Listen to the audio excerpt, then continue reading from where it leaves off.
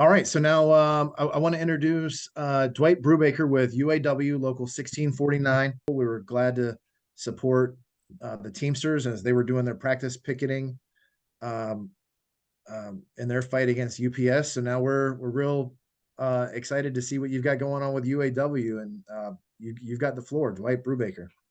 Okay. Hi, everyone. Thank you very much for inviting me, first of all.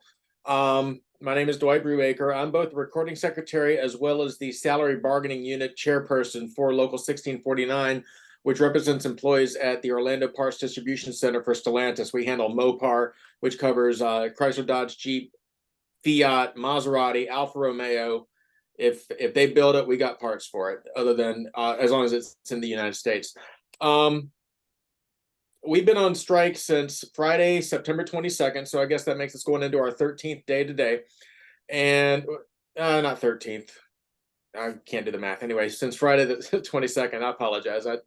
Public speaking is not my forte, but I've been asked to do a lot of it since we went on strike. I've been on Channel 9, Channel 2, Fox 35. We've had all the local coverage out here.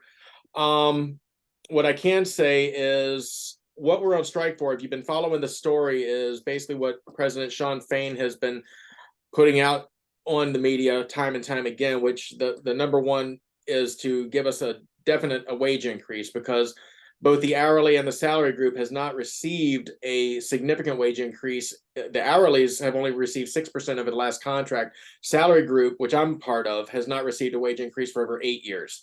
We've been working for the same wage for the last 8 years.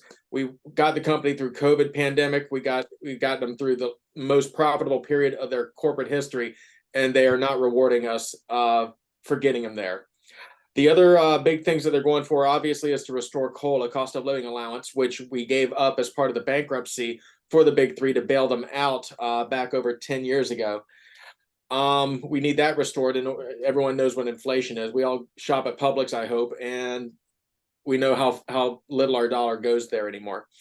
We are also fighting to eliminate wage tiers. Part of the bankruptcy agreement was the institution of wage tiers, where we bring in employees who are working the same jobs, both at assembly plants, parts plants, stamping plants, you name it, suppliers or whatever, and they're working for a lower wage than what legacy employees like myself are currently earning. So even though we're making a higher wage, but we haven't had a wage increase, they're working for even less, but being required to do the same work and for less benefits. So we're fighting for the younger generation as well, to make sure that they have basically the same blessings that we have, and hopefully be able to pass it on to their children and their children's children down the road.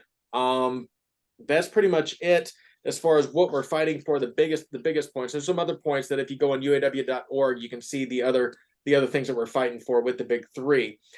As far as our local, we've been in Orlando since we actually, Local 1649, my father was actually a founding member. I'm second generation.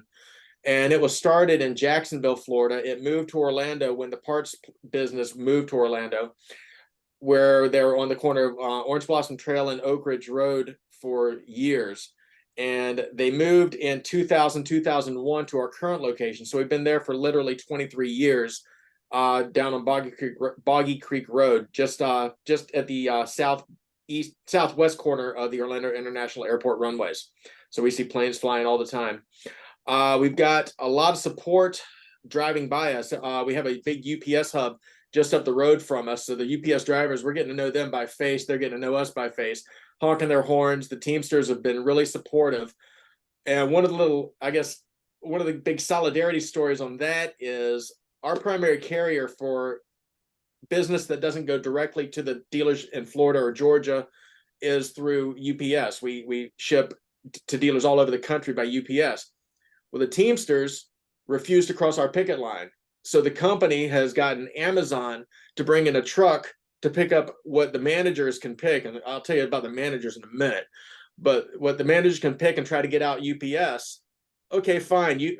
Amazon's come in, grabbed it, and taken it over to the UPS hub in Orlando. The Teamsters refused delivery of that trailer. They will not accept it in their yard. They will not unload it. So that trailer's gotten back in our yard and has been sitting there full for about a week.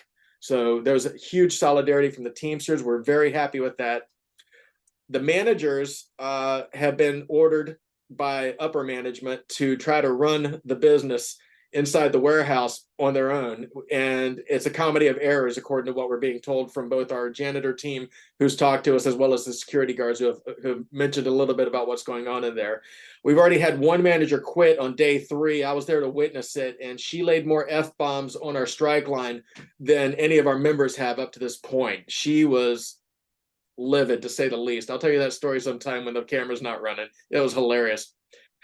Other than that, morale is good. The local leadership, we have 6 strike teams. We're picketing on Boggy Creek Road. We're picketing 12 hours a day from 7:30 in the morning till 7:30 in the evening.